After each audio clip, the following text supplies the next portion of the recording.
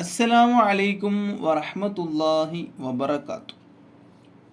കള്ളുകുടി സ്വപ്നം കണ്ടാൽ, മദ്യപാനം സ്വപ്നം കണ്ടാൽ എന്തായിരിക്കും അതിൻ്റെ വ്യാഖ്യാനം? കള്ളുകുടിയും കുടിക്കുന്നവരെയും വെറുക്കുന്നവരാണ് നമ്മളിൽ കൂടുതൽ ആളുകൾ, അല്ലേ?